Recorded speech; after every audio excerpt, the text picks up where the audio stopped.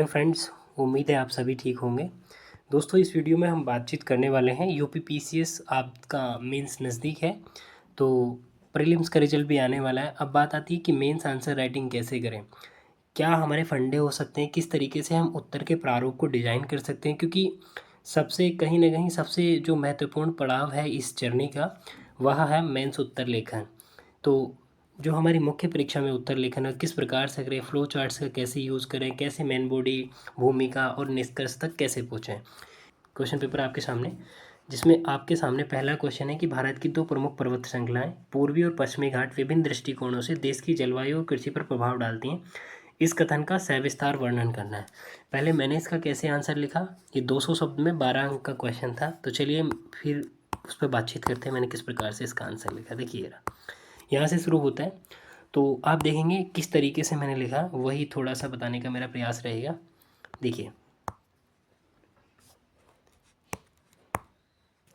यहाँ पे आप देख पा रहे हैं कि भारतीय जलवायु के निर्धारण में, ठीक है, पर्वत श्रृंखलाएं जैविक उत्प्रेरक और सहायक की भांति कार्य करते हैं। मैंने जैविक उत्प्रेरक लिखा था, ये जो चेकिंग की गई कॉपी उन्होंने जैविक को काट दिया यहाँ से, तो यहाँ पे बना कि भारतीय जो पर्वत श्रृंखलाएं हैं वो उत्प्रेरक और सहायक की भांति कार्य करती हैं, परिणाम स्वरूप कृषि व्यवस्थाएं प्रभावित होती हैं। तो यहाँ पे मुझे रिव्यू जो मिला है, तो भूमिका अच्छी लिखी है मेरे द्वारा।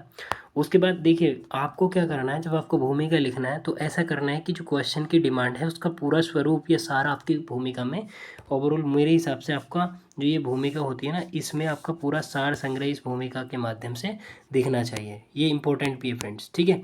इसके बाद अगर आप देखें तो ये देखिए आगे मैंने फिर पश्चिमी घाट को डिनोट करने की कोशिश की है, ठीक है, कि पश्चिमी घाट। अब देखिए पश्चिमी घाट आपके सामने, पश्चिमी घाट के बारे में जैसे मैंने लिखा है कि ये भारत के पश्चिमी क्षेत्र में महाराष्ट्र से लेकर केरल तट तक विस्तृत है। हालांकि ये गुजरात के तट से ही शुरू हो जाता है कहीं ना कहीं, ठीक है, और केरल तक विस्तृत है। ये जैव विविधता में संपन्न है। सहयात्री के नाम से हम लोग इसे जानते हैं, किस नाम से, सहयात्री के नाम से। तो ये वाला जो तट है, अगर आप देखें, मैं अगर भारत की बात करूँ, ये भारत है हमारा, तो ये वाला जो तट है ये पश्चिमी घाट है। जैव विविधता संपन्न इसलिए क्योंकि यहाँ पर जो पर्वता के अभिमुख ढाल है, यहाँ वर्षा बहुत ज़्यादा होती है, लेकिन इसके बैक साइड में जो है वृष्टि छाया प्रदेश है। तो इसको मैंने डिनोट किया, आप देख रहे हैं अच्छे से, ठीक है। इसको थोड़ा सा मैंने एक्सप्लेन किया क्योंकि ज़्यादा स्कोप हमारे पास होता नहीं है, इतना ही स्कोप होता है कि हम उसे ही, उसके बाद चित्रात्मक प्रस्तुति के माध्यम से पश्चिमी घाट को ये मैंने दिखा दिया, आप देख पा रहे हैं। और भारत का मैप बना के इधर, क्योंकि जो पूर्वी श्रृंखला है वो बीच बीच में नदियों को द्वारा काट दी गई है, तो काट छाट की वजह से टूटी हुई है पूर्वी घाटी श्रृंखला जो है, लेकिन ये लगातार है हमारी पश्चिमी घाट श्रृंखला। और अगर आपको थोड़ी कंपेयर भी करना तो आप दे सकते हैं कि जो पश्चिमी घाट की श्रृंखला है ये अपेक्षाकृत ऊंची है पूर्वी घाट की तुलना में, और लगातार है, लेकिन पूर्वी घाट बीच में से खंडों में टूटा हुआ है क्योंकि नदियों के द्वारा काट छाट दिया गया है, और साथ ही पश्चिमी घाट की तुलना में यह अपेक्षाकृत कम ऊंचा है। ये मेन पॉइंट्स हो सकते हैं जो आप यहाँ पे दिखा सकते हैं, ठीक है। इसके बाद आगे जैसे मैंने अभी आपको बताया कि वृष्टि छाया प्रदेश, देखिए यहाँ मैंने आपको वृष्टि छाया प्रदेश के बारे में भी दिखाया। ये अगर आप अच्छे से देखें तो ये वाला मैं एक बार आपको जूम करके अच्छे से मैं इसको दिखाने की कोशिश करता हूँ। देखिए ये वाला जो भाग है ना, ये वृष्टि छाया प्रदेश है, यहाँ वर्षा बहुत कम होती है, ठीक है फ्रेंड्स। चलिए अब आगे बातचीत करेंगे हम, ठीक है। चलिए आगे चलते हैं। देखिए मेरा जो रिमार्क दिया गया है कि चित्रात्मक प्रस्तुति के साथ विश्लेषण का प्रयास अच्छा है, ठीक है। उसके बाद मैंने थोड़ा सा, आप देखेंगे यहाँ पे मेरे द्वारा जो पूर्वी घाट जो है उसको कहीं ना कहीं थोड़ा सा डिस्क्राइब किया गया, क्योंकि बहुत कम डिस्क्राइब करना है, आखिर आपको वर्ड लिमिट का भी ध्यान में रखना है, ठीक है। उड़ीसा, आंध्र प्रदेश, तमिलनाडु क्षेत्र में स्थित है, ये बीच बीच में नदियों के द्वारा टूटी हुई है। ये आपको पता चल गया क्यों टूटी हुई, मैंने बता दिया, क्योंकि नदियाँ जो बहाकर आती हैं वो इनका जो है ना मुहाना है यहाँ पे नदियों का। जैसे कृष्णा हो गई, गोदावरी होगी आपकी, ठीक है, कृष्णा, गोदावरी और कावेरी, इनका जो है यहाँ पे क्या है, बेसिन है, ओके, क्योंकि ये समुद्र में मिलती हैं, बे ऑफ बंगाल में जाकर जब गिरती हैं, ठीक है। आप देखेंगे प्रभाव, हम बातचीत करेंगे प्रभाव क्या है आखिर। तो प्रभाव पे देखिए जलवायु प्रभाव कैसे, पश्चिमी घाट का अगर मैं प्रभाव देखूं तो अधिक ऊंचाई के कारण दक्षिण पश्चिम मानसून की शाखा भारत के दक्षिणी राज्यों में प्रवेश नहीं कर पाती, जिसके कारण में वर्षा, तो दक्षिणी राज्य जो, अगर मैं थोड़ा सा एक्सप्लेन करूँ एक बार फिर से, देखिए इस तरीके से, तो ये हमारा इक्वेटर हो गया, तो यहाँ से जो मानसूनी पवनें उठेंगी इस तरीके से, ठीक है, दक्षिण पश्चिम मानसूनी पवनें, तो यहाँ हमारी कौन सी है, यहाँ हमारी है पश्चिमी घाट श्रृंखला है, पर्वत ऊंचे ऊंचे, तो इधर से ये बीच में यहाँ पे एंटर नहीं कर पाएंगे, ठीक है। और जब ये एंटर नहीं कर पाएंगे तो इस वाले क्षेत्र में जो है आपका वर्षा नहीं होगी, तो ये यहाँ से जाके प्रवेश करेंगे फिर तब भारत में वर्षा होगी। तो इसलिए भारत के उत्तरी राज्यों में वर्षा में सहायक होती हैं ये वाली, ठीक है, इनको हम मेन भूमिका में कह सकते हैं। वहीं आप देखेंगे लेकिन इधर से टूटी हुई हैं तो अंदर से प्रवेश कर जाती हैं पूर्वी घाट से होकर जो पवनें होती हैं, राइट। और वृष्टि छाया क्षेत्र बन जाता है। तो वृष्टि छाया क्षेत्र कहाँ बनेगा, थोड़ा सा मैं आपको दिखाऊं वृष्टि छाया क्षेत्र कहाँ बनेगा। तो ये जो हमारा होगा ना, ये अपना ये वाला क्षेत्र इसके घाट के पीछे वाला, तो ये हुआ वृष्टि छाया क्षेत्र, ठीक है। वहीं थोड़ा सा देखिए, अब मैंने पूर्वी घाट पर भी इधर बातचीत की है, तो पूर्वी घाट के लौटते हुए मानसूनी पवनों को इन घाटों में, जब मानसून पवनें लौट रही होंगी तो ऐसे बे ऑफ बंगाल से इधर से प्रवेश करेंगी, ठीक है। और जब प्रवेश करेंगी तो सीधी सी बात है वहाँ पे वर्षा करेंगे। जैसे एक बार मैं आपको, ठीक है, एक बार दिखाता हूँ फिर से मैं बना के, ये हो गया हमारा। तो जैसे लौट रही होंगी, लौटती हुई तो ऐसे ऐसे करके यहाँ से इनसे अंदर प्रवेश करेंगे, इसलिए तमिलनाडु के तट पे ना लौटते हुए मानसून से बहुत ज़्यादा वर्षा होती है, ठीक है। चलिए नेक्स्ट, आप देखिए नेक्स्ट, ये पॉइंट आपने देख लिया। उसके बाद तापमान उच्च होने के कारण पवनों को उत्तर की ओर, ये पर्वत श्रृंखलाएं पवनों को, क्योंकि जहाँ पर स्थलखंड होता है, स्थलखंड का तापमान अधिक होता है जल के तुलना में, तो ये पवनों का जो तापमान, जब आप यहाँ पे जो तापमान आप जान रहे हैं कि जो ये हमारा पश्चिमी घाट है, यहाँ तापमान अधिक होगा तो ऊपर की साइड में तापमान कम, तो तापमान जो है प्रेशर का जो है विपरीत होता है, ठीक है। जहाँ तापमान कम होगा वहाँ प्रेशर अधिक होता है, तो इसलिए हवाओं को ऊपर की ओर धकेल देता है, ऊपर की ओर धकेल देता है, इसीलिए हमारे उत्तर राज्यों में वर्षा का कारण बनता है फिर ये, ठीक है। पश्चिमी घाट में पर्वतों के मुखी ढालों पर वर्षा होती है और उत्तर मानसूनी वर्षा में सहायक है, ठीक है। मेन भूमिका मैंने लिख दी है। उसके बाद में मध्य भारत में वर्षा में सहायक है, कम ढाल के कारण अधिकांश नदियाँ पूर्वी घाट की ओर प्रभावित होती हैं।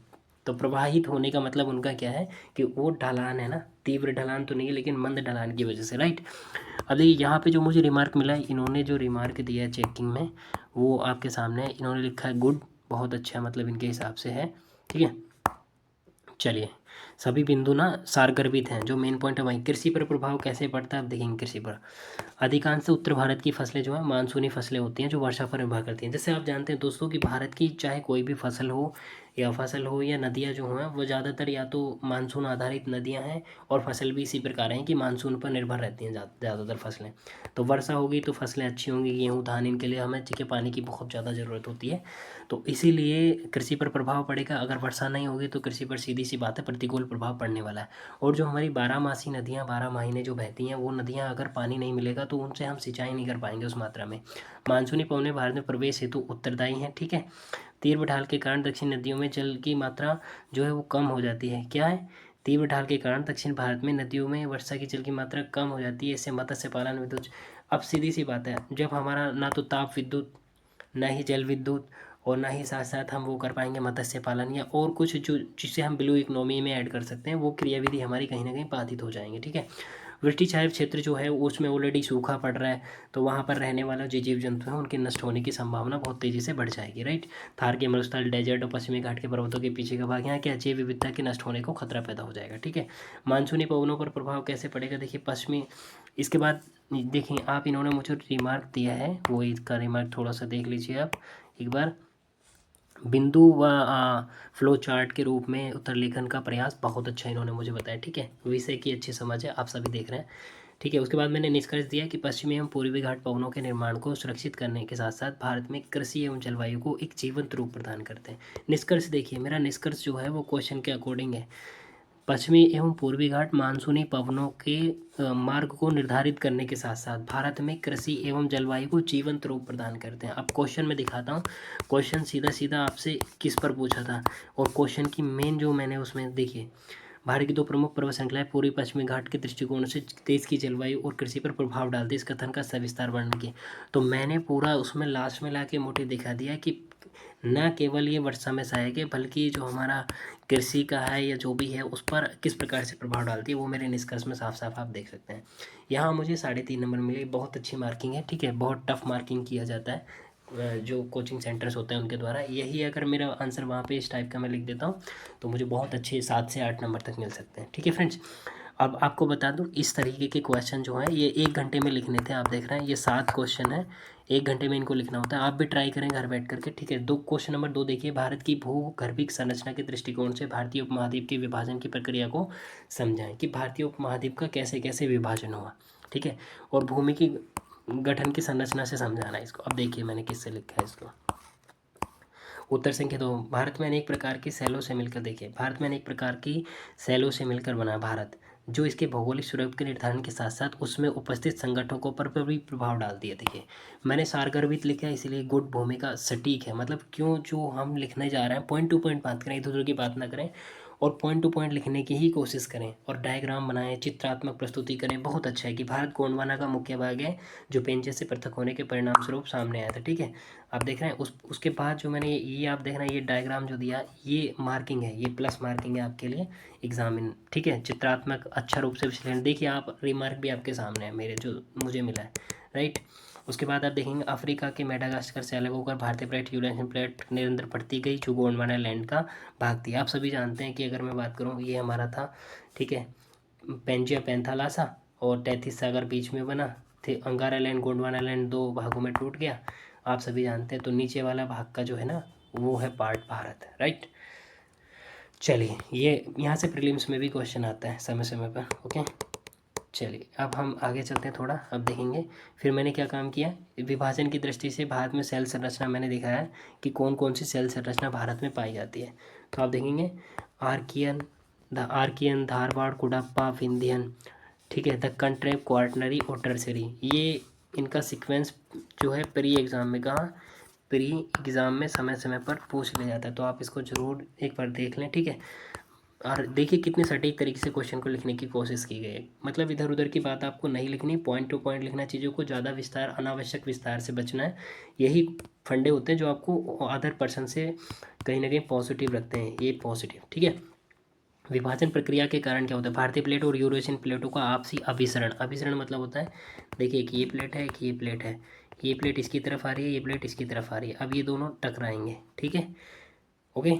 इसके बाद देखेंगे गोंडवाना लैंड के भाग होने के कारण धारवाड़ कुडप्पा क्रम की शैलों में पाए जाने वाले मध्य क्रम क्या आकर्षण बल, ठीक है, और उससे क्या कोयला वगैरह पाया जाता है बहुत ज़्यादा मात्रा में, ठीक है। नेक्स्ट देखें आगे, अब निष्कर्ष की तरफ हम लोग बढ़ रहे हैं कि भारतीय प्लेट यूरेशियन प्लेट के मिलने के परिणामस्वरूप हिमालय पर्वत जैसे विशाल वलित पर्वत का निर्माण हुआ, ठीक है। हिमालय जैसे क्या हुआ, विशाल पर्वत श्रृंखला का निर्माण हुआ। तो आप देख रहे हैं हिमालय जैसे विशाल पर्वत श्रृंखला का निर्माण हुआ, ये आप सभी जानते हैं कि ये हमारी नीचे से गई है, ऊपर से यूरेशियन प्लेट है, ये भारतीय प्लेट, ठीक है। तो यहाँ बीच में जो था, जो अपशिष्ट थे वो ऊपर उठ गए हिमालय पर्वत के रूप में, और ये फाउंडेड माउंटेन है वलित पर्वत, ठीक है, हिमालय जो और नवीन वलित पर्वत, ठीक है। अब इसका निष्कर्ष देखिए आप एक बार, मैंने जो निष्कर्ष लिखने की कोशिश की है, भारतीय उपमहाद्वीप की विभाजन प्रक्रिया भौतिक गुणों के साथ साथ भौगोलिक परिस्थितियों का परिणाम है जो इसे अनोखा स्वरूप और जलवायविक परिस्थितियाँ प्रदान करता है। मेरा निष्कर्ष अच्छा है, निष्कर्ष को और अधिक प्रभावी बनाने के लिए मुझे जो है यहाँ पर रिमार्क मिला है, यहाँ मुझे मिले हैं 3 नंबर। तो आप समझ रहे हैं किस तरीके से आपको आंसर लिखना है, ठीक है। उसके बाद क्वेश्चन नंबर 3 की मैं सारे क्वेश्चन आपको दिखाऊंगा। तीसरा क्वेश्चन देखिए, भारत के भूगर्भिक विकास में क्रिस्टलाइज और प्लेट टेक्टोनिक्स का योगदान, देखिए क्रिस्टल का और प्लेट टेक्टोनिक का योगदान। अब हम आपको सामने चलते हैं, क्वेश्चन नंबर 3 पर बातचीत करेंगे, ठीक है। तो ये रहा, शायद वो वाला क्वेश्चन नहीं लिखा, पहले 4 वाला लिखा, तो एक बार चौथा नंबर का जो क्वेश्चन है आपको मैं वो रीड कर लीजिए। हिमालय पर्वत के मुख्य भूगर्भिक भागों का वर्णन करें और उनके पर्यावरणीय प्रभावों पर चर्चा करें, ठीक है। देखिए हिमालय पर्वत के मुख्य भागों पर चर्चा करने के लिए बात की गई है। तो चलिए फ्रेंड्स, ये क्वेश्चन आपके सामने आ चुका है। देखिए उत्तर संख्या 4 हिमालय पर्वत, तो हिमालय पर्वत को पहले निष्कर्ष देना है। हिमालय पर्वत दुनिया की सबसे ऊंचा वलित पर्वत है जिसका निर्माण भारतीय प्लेट एवं यूरेशियन प्लेट के अभिसरण के फलस्वरूप हुआ है, ठीक है। भारत के उत्तर में स्थित भारत का सिरमौर शीर्ष, देखिए कितने यूनिक वर्ड्स का यूज किया गया, सिरमौर शीर्ष रक्षा कवच के रूप में हिमालय जो क्या है, हिमालय विद्यमान है जिसकी ऊंचाई लगभग 8,848 मीटर, आप जानते हैं ना K2, जो इसकी प्रसिद्धि का सर्वप्रमुख कारण है, ठीक है। आगे आप देखेंगे, देखिए आगे आपके सामने है, ये फिर से देखिए हिमालय के भागों का वर्णन अब मैंने करना है, तो इसके लिए मैंने किया डायग्राम का यूज़। ट्रांस हिमालय जो है 3 प्रमुख चोटियाँ इसमें देखिए, श्रेणियाँ काराकोरम, लद्दाख और जास्कर, ये मैंने डायग्राम के माध्यम से दिखाया, ठीक है। इनकी विशेषता भी आप देख सकते हैं, इन्होंने मुझे रिमार्क किया, ठीक है। इधर आप देखें, यहाँ पे डायग्राम के माध्यम से इस चीज़ को मैंने दर्शाने की कोशिश की, ये देखिए काराकोरम ट्रांस हिमालय, काराकोरम लद्दाख जास्कर, उसके बाद महान हिमालय, लघु हिमालय, शिवालिक हिमालय, ठीक है। और यहाँ पे आप देख रहे हैं चित्रात्मक प्रस्तुति, हर एक एग्जामिनर चाहे कोई भी हो, यहाँ जो चेक कॉपी की गई है ये सेलेक्टेड है ऑलरेडी, तो इन्होंने इसको बहुत अच्छा पाया, राइट। अब थोड़ा थोड़ा एक्सप्लेन कर दीजिए ग्रेट हिमालय पर्वत, ठीक है। दी मैंने ये ट्रांस हिमालय के दक्षिण में स्थित है हीरा, ठीक है, जम्मू कश्मीर से आरंभ होकर और पूर्व तक विस्तृत है, पूर्व मतलब अरुणाचल प्रदेश के इधर तक, ठीक है। अब आगे चलेंगे, आप देखेंगे थोड़ा सा मैंने चोटियों को एक्सप्लेन किया, महान हिमालय की चोटी किस प्रकार से है। अगर आप इस तरीके से फैक्चुअल नॉलेज वहाँ देते हैं तो ये आपका जो है ना प्लस मार्किंग, क्या होता है, प्लस मार्किंग कराने के लिए लाभदायक होगा। देखिए नंगा पर्वत, नंदा देवी, धौलागिरी, माउंट एवरेस्ट, मसालू, मकालू, नामचा पर्वत, ये क्या एडिशनल नॉलेज है जो कहीं ना कहीं अदर जो कैंडिडेट है उनकी तुलना में आपको थोड़ा ये वेटेज देगा, ठीक है। इसके बाद आप देखेंगे मध्य हिमालय, मध्य हिमालय को एक्सप्लेन किया है इसकी चोटियों में, ठीक है, पीर पंचाल शिवालिक को, फिर सबसे दक्षिण जो महाभारत, नागटिबा, चूड़िया, मुड़िया, नपना से, ठीक है। अब देखिए पर्यावरण पर कैसे प्रभाव पड़ता है, क्योंकि आप लोगों को थोड़ा सा ना चीज़ों का लिखते टाइम ना ये भी मेंशन करना है कि आप जो लिख रहे हैं ना उसका वेटेज ठीक होना चाहिए, जितना वर्ड लिमिट है उसको भी ध्यान में रखना है। तो अपने हिसाब से जो क्वेश्चन है मेरे, अगर मैं आपको बताऊं तो सबसे पहले जो आपका क्वेश्चन है ना उसको 3 राउंड फिगर में तोड़िए, ठीक है। सबसे पहले भूमिका, उसके बाद मेन बॉडी और उसके बाद निष्कर्ष। भूमिका के लिए आप 20 वर्ड रख लीजिए और 20 वर्ड आप निष्कर्ष के लिए लिखें, और बाकी 20 और 20 40 हो गए, और 200 में से आपके 160 शब्द बचते हैं, ये आपके होंगे मेन बॉडी के लिए। अब मेन बॉडी में भी आपके क्वेश्चन के अकॉर्डिंग आपको डिवाइड करना, मान लीजिए उसमें 2 बातें पूछ ली हैं, जैसे इसमें हिमालय का विभाजन आपको दिखाना था और साथ में पर्यावरण पर प्रभाव। तो यहाँ पर अगर मैं इसको 2 भागों में डिवाइड करूँ, ठीक है, तो आप देखेंगे जैसे अगर मैं आपको थोड़ा सा कर करके दिखाता हूँ, एक बार रुकिए ज़रा।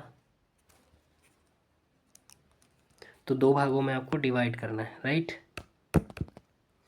2 भागों में जैसे आप डिवाइड कर लेंगे तो पर्यावरण पर प्रभाव और एक तरफ होगा आपका हिमालय, तो दोनों को बराबर बराबर वेटेज दीजिए। दैट मीन्स 120 है ना आपका, तो आप कर लीजिए इनको 70 कर लीजिए, ठीक है। तो ये आपका एकदम फिक्स हो जाएगा, ठीक है।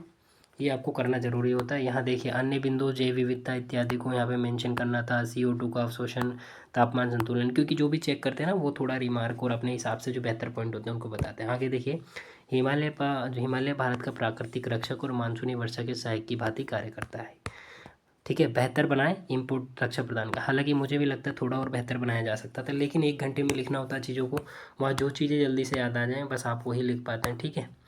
उसके बाद जो नेक्स्ट क्वेश्चन था वो दर्रों से रिलेटेड था, ठीक है, कि दर्रे से आप क्या समझते हैं और इनका मुख्य योगदान बताना था, किस प्रकार से आप देखते हैं। देखिए दर्रे प्राकृतिक रूप से पाए जाने वाले वे संकरे मार्ग होते हैं जो 2 पर्वतों पहाड़ियों के मध्य आवागमन मतलब आने जाने, युद्ध, आवास और प्रवास में मुख्य भूमिका निभाते हैं। बहुत अच्छा मैंने लिखा है ये निष्कर्ष, ठीक है। एंड टाइम पे याद आ गया तो अच्छी बात है, नहीं तो आप वहाँ पे अपनी डेफिनेशन सिंपल डेफिनेशन बना दीजिए एकदम, ठीक है। उसके बाद जो महत्वपूर्ण दर्रे हैं मैंने उनको दिखाने का कोशिश किया, आप भी देख सकते हैं। देखिए जम्मू कश्मीर में कौन कौन से हैं, काराकोरम दर्रा मैंने अलग से भी दिखाया, ठीक है। हिमाचल में रोहतांग दर्रा, सिपकिला दर्रा, उत्तराखंड में माना, नितिला, लिपुलेख, और सिक्किम में जलेबला, ठीक है। अरुणाचल प्रदेश में बॉमडिला, प्रमुख नदियों का क्षेत्र, ठीक है, थालघाट, बोरघाट, पालघाट। तो ये आप दर्शा सकते हैं, ठीक है। ये एडिशनल पॉइंट हो गए जो कहीं ना कहीं आपको वेटेज दिलाएंगे अदर स्टूडेंट की तुलना में। आगे देखेंगे जलवायु पर प्रभाव कैसे पड़ता है। दर्रे आवागमन की श्रेणी में मानसूनी पवनों के लिए एक मार्ग प्रदान करते हैं, जिसमें जो हवाएं हैं ना वो प्रवेश कर वर्षा करती हैं, और मौसम की अपेक्षा क्या है, जहाँ पर दर्रे होते हैं ना वहाँ पर उन्हें क्या करती हैं, मौसम को आसान बना देती हैं, सुहावना। दर्रों की विशेषता बताते हुए एग्ज़ाम भी मतलब इन्होंने बोला है कि एग्जाम्पल भी शामिल करें, तो वो करने की कोशिश करेंगे आगे, ठीक है। कृषि पर प्रभाव कैसे पड़ता है, देखिए अब कृषि पर प्रभाव ये आपके सामने ये रहा। दर्रे कृषि पर प्रभाव डालते हैं, जलवायु परिस्थितियाँ बदल देते हैं, वर्षा होगी तो सीधी सी बातें बदल जाएंगी, राइट। फसलों में व्यापार, ठीक है, फसलों में अगर मान लो फसल उत्पादन अच्छा हो गया, अब हमें उसका व्यापार करना है, ठीक है, उसके लिए अवसंरचना जो आप कहते हैं ना इंफ्रास्ट्रक्चर डेवलपमेंट, तो इंफ्रास्ट्रक्चर प्रदान करते हैं ये आने जाने के लिए, सिंचाई है तो बेहतर मार्ग भी प्रदान करते हैं, ठीक है। वाणिज्यिक गतिविधियों पर प्रभाव, देखिए हर एक मेंशन जो क्वेश्चन में वर्ड है ना स्पेशल उनको हर एक को मेंशन करना है आपने, ठीक है। क्या है, दर्रे गतिविधियों के आधार की भूमिका कार्य करते हैं, ठीक है, आप देख रहे हैं। और आप देखिए इस क्वेश्चन पे मुझे अब तक का सबसे ज़्यादा मार्क्स दिया है, ठीक है, क्योंकि देखो निष्कर्ष भी अगर आप देखें थोड़ा सा, दर्रे व्यापार एवं वाणिज्य के वे आधार बिंदु हैं जिसे देश की प्रगति के मार्ग के साथ साथ देश की सामरिक सुरक्षा के मार्ग सुनिश्चित होते हैं, ठीक है। निष्कर्ष गुड, बहुत अच्छा, आप देख रहे हैं ना 4 नंबर मुझे दिया गया है, ठीक है। इसके बाद आप देख नेक्स्ट क्वेश्चन बात करें, नेक्स्ट क्वेश्चन, अभी 6 नंबर एक बार क्वेश्चन देख लेते हैं कि 6 नंबर क्वेश्चन कौन सा है। ठीक है, थोड़ा सा ऐसे चीज़ों को स्किप नहीं करना है मैं, मुझे थोड़ा आपको सारे दिखाना है एक बार। ठीक है, चलिए ये रहा 6 नंबर क्वेश्चन। देखिए 6 नंबर ये है, प्रायद्वीप पठार भारत के सबसे पुराने और स्थिर भूभागों में से एक है। प्रायद्वीप पठार के फैलाव और इसके विभिन्न स्थलाकृतिक रूपों पर चर्चा करनी है। ठीक है, चलिए अब हम चलते हैं आपको इस क्वेश्चन पर लेकर के। तो ये क्वेश्चन होगा हमारा। ठीक है, ये आ गया। प्रायद्वीप उन भागों को कहा जाता है जो जल से 3 ओर से घिरे होते हैं। अब देखिए कितना अच्छा मैंने इसको लिखा है, आप देखेंगे थोड़ा सा, देखिए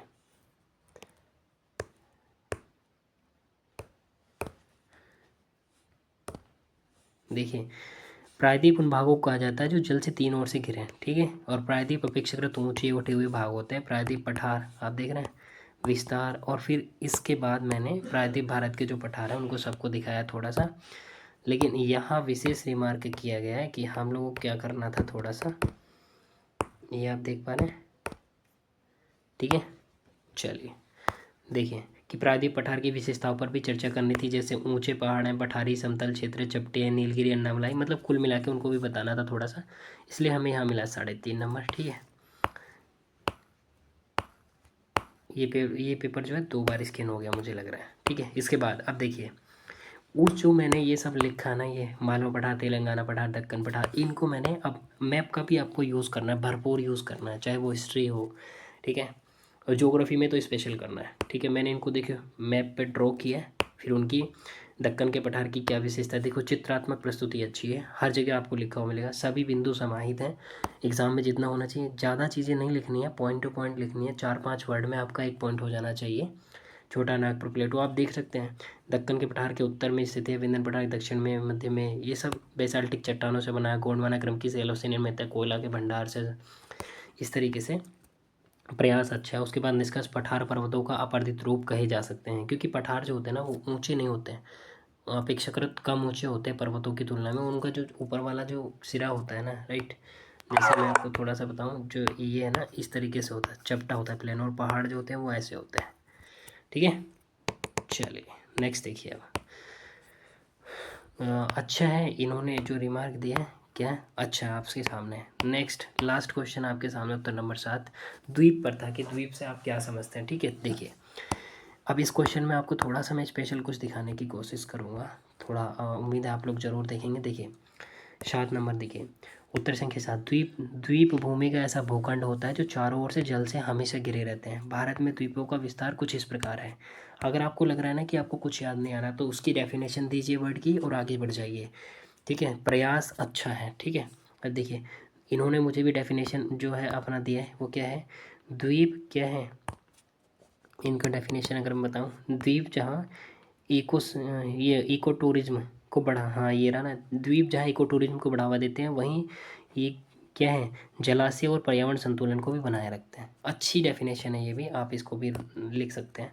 ठीक है, इसके बाद आप देखिए मैंने जो भारत का मैप के माध्यम से अब इम्पोर्टेंट द्वीप जो भी हैं उनको दिखाने की कोशिश की, जैसे सालसेट द्वीप मुंबई, ठीक है, लक्षद्वीप, मिनिकॉय द्वीप, पंबन द्वीप, ठीक है, भारत श्रीलंका के बीच में, निकोबार द्वीप, 10 डिग्री, अंडमान द्वीप, व्हीलर द्वीप जहाँ से हम लोग परीक्षण करते हैं। ठीक है, इसरो हमारा लगातार परीक्षण करता है।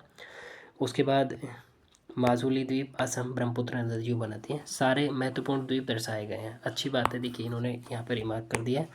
बहुत अच्छे तरीके से कॉपियाँ चेक की जाती हैं और हम लोगों को अच्छे से गाइड भी किया जाता है। ठीक है, इसके बाद आप देखेंगे अंडमान द्वीप, इनको थोड़ा थोड़ा एक्सप्लेन किया कि अंडमान के 4 पार्ट होते हैं। ये प्रीलिम्स का क्वेश्चन है, यहाँ से पीटी का क्वेश्चन है। ठीक है, पीटी के क्वेश्चन का फैक्ट आप इस तरीके से देखिए, किस तरीके से आप यहाँ पे यूज़ कर सकते हैं। और इससे क्या है ना, जैसे अगर आप फैक्ट यूज़ करते हैं ना, एक तो सही फैक्ट होना चाहिए आपका, तो आपके जो मार्किंग लेवल है ना अदर स्टूडेंट की तुलना में प्लस प्लस होने वाला है, राइट। यहाँ काला पानी की झील है, वो मैंने बता दिया थोड़ा सा। पंबन द्वीप, लक्षद्वीप, सालसेट द्वीप, द्वीपों का महत्व हमारे जीवन में क्या हो सकता है अब ये बता दिया। देखिए कहीं ना कहीं जो हम लक्षद्वीप हैं वो किससे बना हुआ है, बताइए आप लोग। आप सभी जानते हैं कि great barrier reef, coral reef है ना, ऐसे ही हमारा लक्षद्वीप जो कोरल से निर्मित है। तो वो जो हमारा पर्यटन है ना, क्या है, जो हमारा पर्यटन है, पर्यटन का आकर्षक केंद्र है, मुख्य केंद्र है। ठीक है, इसी वजह से लक्षद्वीप लोग जाते हैं। ठीक है। तो अर्थव्यवस्था के आर्थिक रूप से भागीदार बनेगा। लक्षद्वीप मूंगा चट्टाने कोरल को कहते हैं। और कहीं ना कहीं द्वीप जो होते हैं हमारे किस लिए, अनुसंधान के लिए, मतलब जो हम प्रेक्षण करते हैं ना, कोई भी व्हीलर द्वीप, उड़ीसा, APJ अब्दुल कलाम, श्रीहरिकोटा, ये सब क्या है, ये अपने आप में जो भी हमारी अंतरिक्ष संस्थाएं हैं, वैज्ञानिक संस्थाएं, वो यहाँ से time to time rocket launch करती हैं, अपने सैटेलाइट लॉन्च करती हैं। आर्थिक गतिविधियों के केंद्र क्यों होते हैं, मत्स्य पालन यहाँ पे किया जा सकता है इजीली। ठीक है। बिंदुवार व हेडिंग के साथ लिखने का प्रयास करें तो बेहतर होगा। जैसे राजनीतिक महत्व, आर्थिक महत्व, ये अच्छा इन्होंने गाइड किया। जैसे मैंने इनको लिखा तो थोड़ा इस वे में लिखते हैं तो और ज़्यादा पॉजिटिव हो सकता था मेरे हिसाब से भी। ठीक है। इसके बाद 3 नंबर दिए हैं, लिखिए आगे। देखिए निष्कर्ष को मैंने किस टाइप से लिखा है कि किसी देश की आर्थिक प्रगति की कुंजी के साथ साथ तकनीकी विकास एवं सुरक्षा के भी मानक होते हैं, जो भविष्य में देश की सुरक्षा संबंधी क्या करते हैं, सुरक्षा संबंधी उपकरणों के परीक्षण एवं टेस्ट हेतु स्थान उपलब्ध कराते हैं। देखिए कितना सार गर्भित मैंने यहाँ पे लिखा है, इस आप देख रहे हैं एक्सप्लेनेशन को। ठीक है। इसके बाद नेक्स्ट क्वेश्चन वो जो मैंने छोड़ दिया था पहले कि भूगर्भिक से क्या समझते हैं, भारत के प्रमुख द्वीपों का भौगोलिक विवरण देना था। ठीक है। आप देख सकते हैं इसको, कितना अच्छा डायग्राम मैंने बनाया। क्योंकि भारत में अगर आप बात करें तो पहले मैं अब थोड़ा सा आप इसका ये पढ़ लीजिए। ठीक है। एक बार देखिए,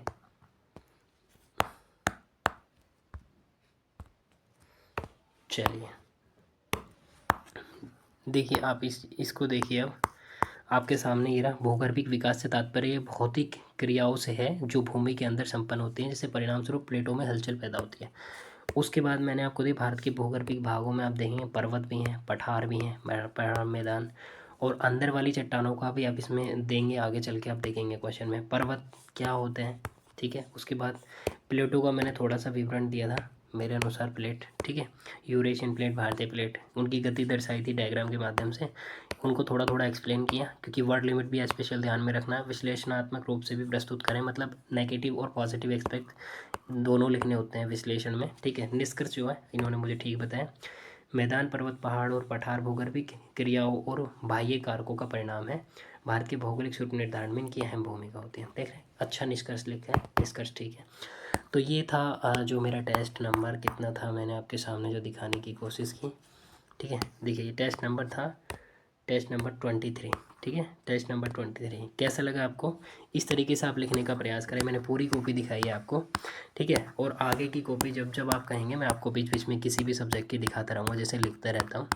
तो ये आप छोटा सा मेरा प्रयास मैंने जो बताने की कोशिश, तो इसलिए रिजल्ट तब भी आएगा, वेट मत करिए, आप मेंस लिखना शुरू करिए। ठीक है। तो उम्मीद है आपको वीडियो पसंद आया होगा। चलिए मिलते हैं नेक्स्ट वीडियो में, तब तक के लिए चैनल को जरूर सब्सक्राइब करें। Thank you so much. Take care, अपना ख्याल रखें।